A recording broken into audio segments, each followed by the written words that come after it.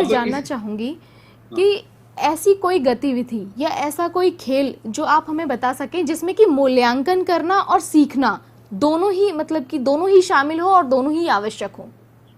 बिल्कुल सही, आपने बहुत ही अच्छा प्रश्न पूछा, क्योंकि हमें जब भी कोई एक्टिविटी करानी चाहिए तो उसमें सीखना और मूल्यांकन दोनों ही हो तो बच्चे के साथ बहुत ही अच्छा लगता है और बच्चा सीखता भी है। हमें मूल्यांकन करके कभी बच्चे को डराना नहीं है, असेसमेंट करके उसको बताना नहीं है कि उसके क्या स्कोर, हमें केवल उसको ये जानना है कि उसको कितना समझ, और वो अगर खेल खेल में करें, बच्चे को पता भी ना लगे और उसका मूल्यांकन भी हो।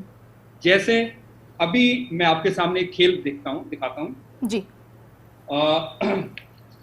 बच्चे सभी नंबर कार्ड, अगर आपके पास डाइस हैं, आपके पास डाइस है तो आप डाइस से खेल सकते हैं जी।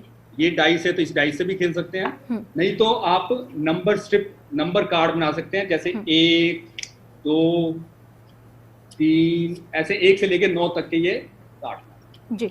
या अगर प्लेइंग कार्ड है तो आप प्लेइंग कार्ड से भी खेल सकते हैं जी।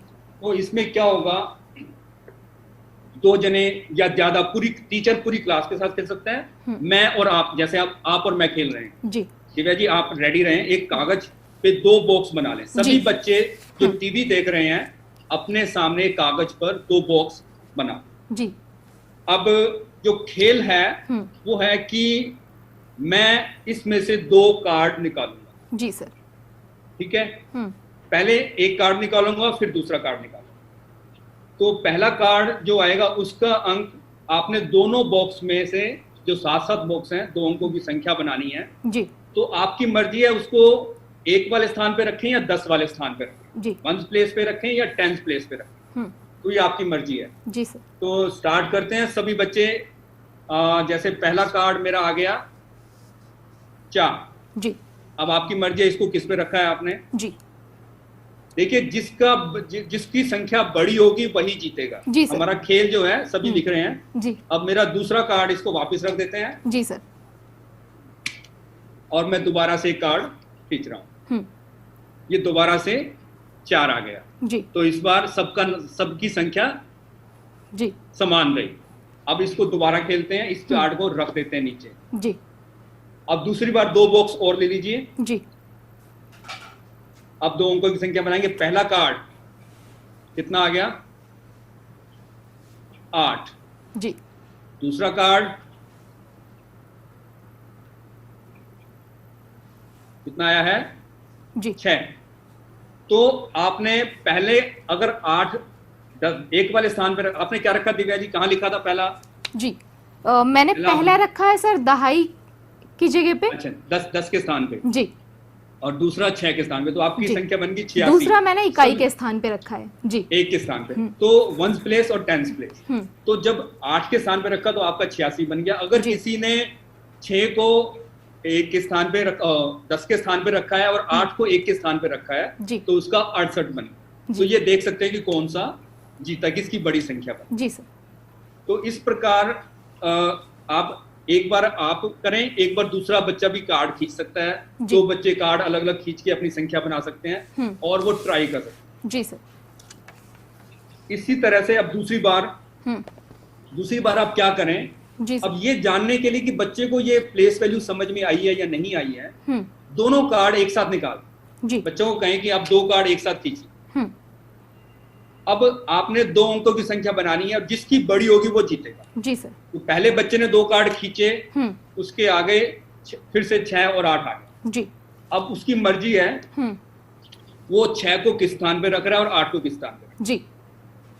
और दूसरे बच्चे ने 2 कार्ड खींचे जी, उसके आगे 7 और 9, अब उसकी मर्जी है वो किस पे रख रहा है। तो अब यहाँ बच्चे के अंदर अगर वो समझ बन चुकी है कि उसको 7 कहाँ रखना है और 9 कहाँ रखना है कि संख्या बड़ी बने, तो वो अपने आप ही संख्याओं को उन बॉक्सों में उसी प्रकार से लगाए जी।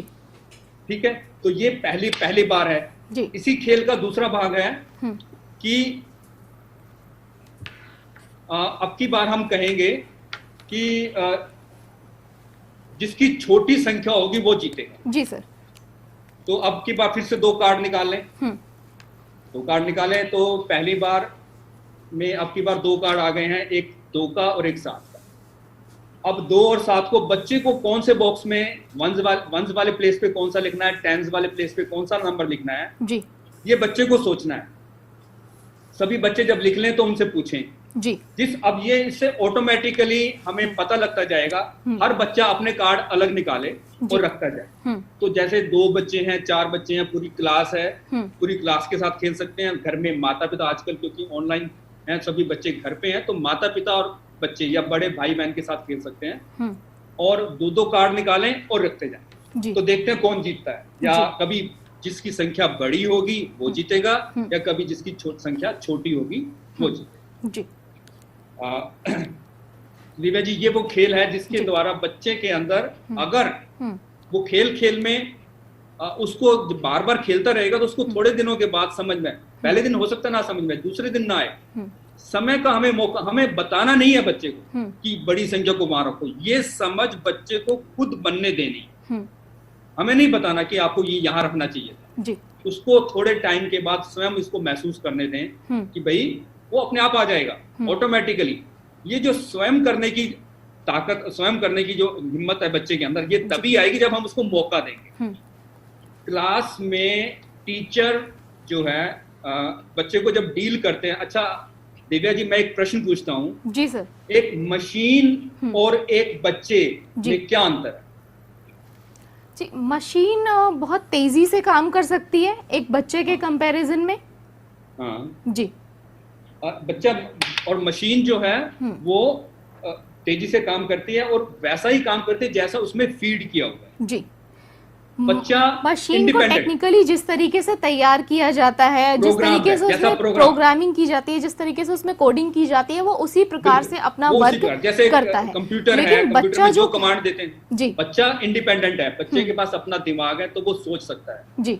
तो क्लास में टीचर को ये देखना है जब वो डील कर रहा है तो क्या बच्चे को बता रहा है सब कुछ, तो बच्चा उसको नोट कर रहा है, यानी कि उसको प्रोग्राम डाल रहा है, उसको मशीन समझ रहा है, या बच्चे को ऐसा चैलेंज दे रहा है कि बच्चा खुद सोचे और अपने आप उसको करे।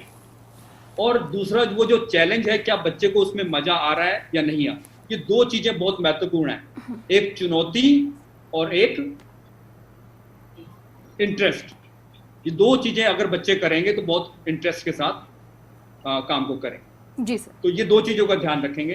तो ये इसके द्वारा बच्चे काफी बेहतर ढंग से, एक जो मैं तर्क करने की शक्ति मैं बात कर रहा था कि जब तक बच्चे को सोचने की, नियम बनाने की जब हम मौका ही नहीं देंगे तो वो बना कैसे पाए। तो ये हमें अवश्य सोचना है कि बच्चे को हम मौका दें।